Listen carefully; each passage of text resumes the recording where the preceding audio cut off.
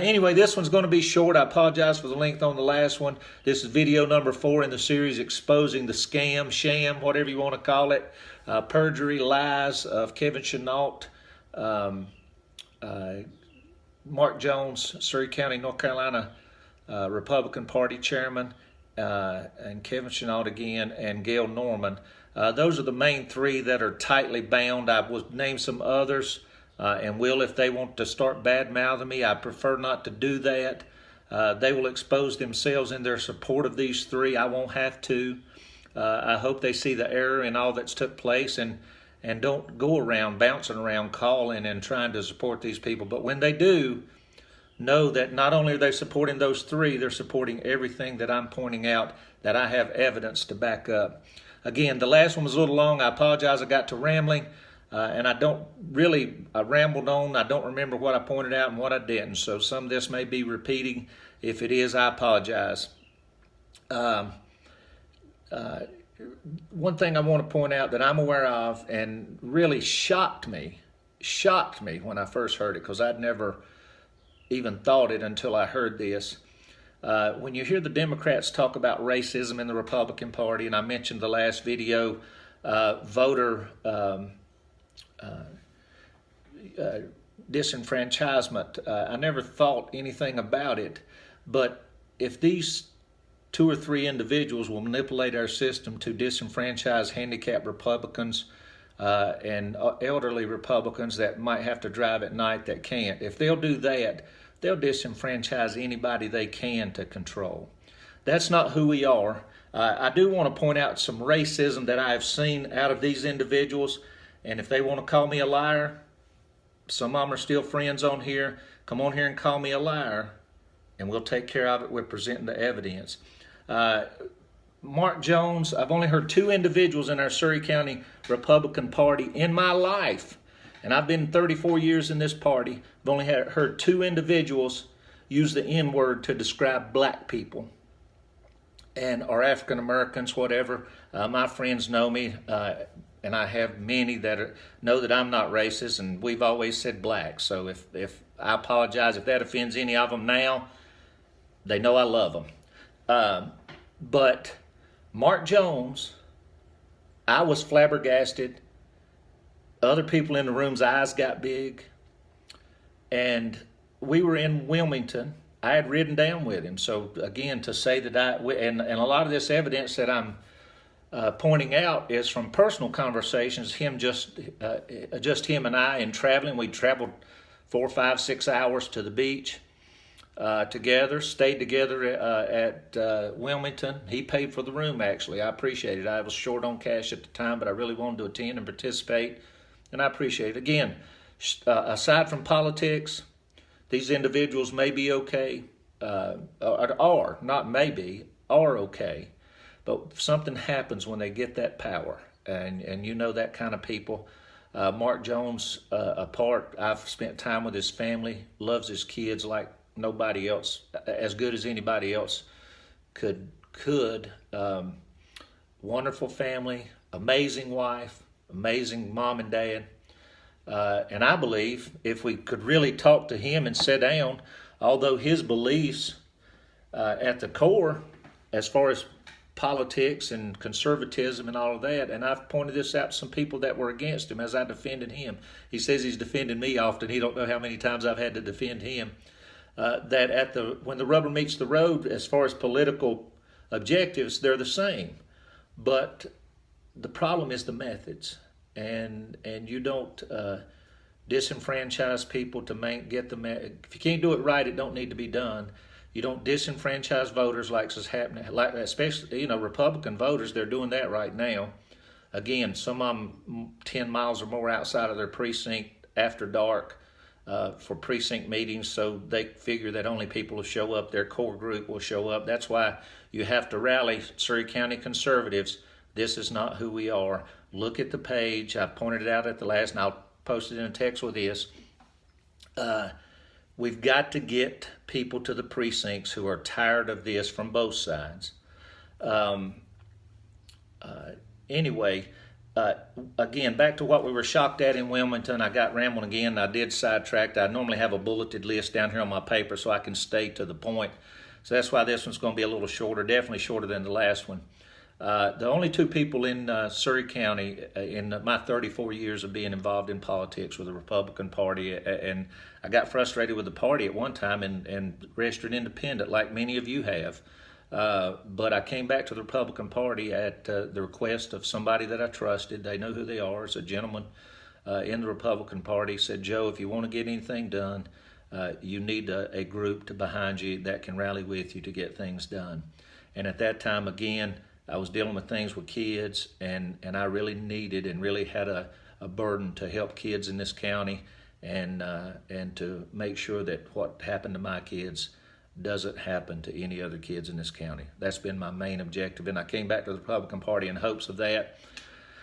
And it has taken place so far. We have most positions filled with people that will work with me as well as others, and I hope to get a team together that will stand with me to fight for the kids in this county. And they know some of the things their kids have gone through. I definitely know what my kids went through, and not just them personally at home, but what we had to deal with in the system that needs to be corrected. Mark Jones in the middle of the room, and if he wants to come on here and call me a liar on my page, I will put y'all in touch with the judge that he did it to and use the word to. He's the only one of the only two that I've ever heard use the N-word to describe black people. He did that to a judge who came to our, now get this, came to our hospitality suite, our Surry County Salt and Light, if you will, and I applaud them. They're doing a great job. But we were in the Salt and Light suite in Wilmington, hospitality suite, with food around, and people could come in and come out and introduce themselves. Dignitaries, for lack of a better word, just people that serve in positions. I consider them people, not dignitaries. But anyway, elected people, people running for office could come by and introduce themselves. Here comes a lady, a black lady judge running for, I think, in Court of Appeals in her area in eastern North Carolina. But anyway, she came in to introduce herself, and I'm going to be honest, she was single, and I was talking smack, trying to anyway, and everybody was laughing at me about that. I asked she was married. Very nice-looking lady, to be honest with you. So anyway, we're standing there talking, and Mark Jones and I are standing up beside of her. I'm on one side, and he's on the other, or kind of in front of her. And suddenly, out of his mouth comes the N-word to a black lady running for judge. And I look around, and the people hosting the suite and other people's eyes were just as big as 50-cent pieces. And I'm like, what just happened? I'm thinking that. What just happened? The lady took it, amazing lady, took it in stride, didn't do anything different, didn't raise a ruckus or anything, and just went along with it. Not went along with it, but kind of just let it flow and didn't do anything that you might think someone might do, especially nowadays. She was very professional. But we were all in shock that Mark Jones used the N-word in the middle of our Salt and Light, which is based on Christian principles, right in the middle of the floor, right in the middle of the room in front of 25 or 30 people. I think maybe even the 5th District Chairman was in the room at the time. I'm not sure. But there was about 20 or 25 people, and it was pretty crowded, and here Mark Jones blurts out that word to a black lady. And when we were just all set back. You know, I kind of maybe mentioned it, and other people may have to him, I don't know, but he kind of just shrugged it off like it, you know, it was okay, or it wasn't nothing to it. The second person who I've heard use racial terms and is Kevin Chenault. Only two people in 34 years in the Republican Party in Surry County. Kevin's big thing, and again, if he wants to come on here or tell Mark Jones, Kevin Chenault said you was a liar, I'll put both the evidences out there, because I have known this was coming for some time. And I'll share this. I'm not sharing anything on anybody unless they want to attack me or unless I think it's not good for this county. So this is where we're at. Anyway, Kevin shortens the word to the first G. And so rather than use the whole word, he uses that little shortened term from the N to the G, the first one. So he says them, and you know what I'm saying. I'm not even going to repeat it. Matter of fact, I've heard people say it now, and I just say language, you know, when I'm out and about, just like it's a cuss word. It's inappropriate. Certainly everybody has the right to say what they want to, do what they want to. It's America, freedom of speech. But, You have to have some professionalism about you, especially when you're leading a party and leading, because that type stuff don't represent all of who we are. And these type people are giving the Republicans across this nation a bad name. We have to fix it in Surry County. I will be sharing here in just a minute some more information about the case of exposing the fraud and perjury. That information that will be being shared, and I apologize for waiting until the end of the video to post this. That'll be coming. Mark Jones, once we found out they had challenged his residence, and again, he didn't live here. He was living in Virginia. When the problem was raised, certainly he rushed back here and started trying to give every indication, which is what we helped with, to give that he had been here the whole time once the voter thing was challenged with the Board of Elections. I will be sharing information, and again, a lot of this stuff is personal conversations because I spent time with him and we would talk about it and things that need to be done. The next couple of things coming after this will be a conversation between Mark Jones, some text of the conversation. We had some of it by phone, where he asked me, and he is concerned about his work laptop that he used for the North Carolina Wildlife being able to be seized or being able to be searched and being determined what Wi-Fi he was using, which was the Wi-Fi at his home in Virginia.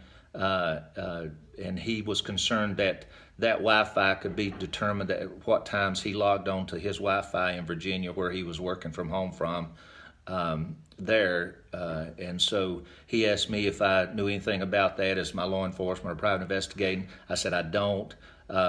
I will contact somebody I know who's a computer programmer.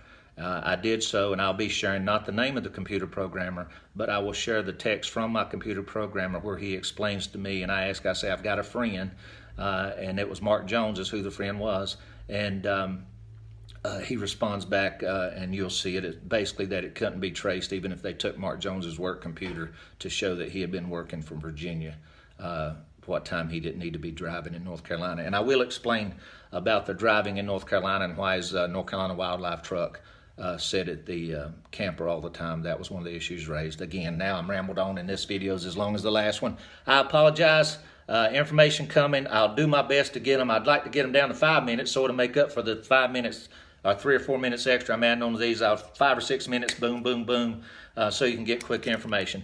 I'll always, the information that follows always will be labeled reference to the videos. God bless Surry County. Let's fix this.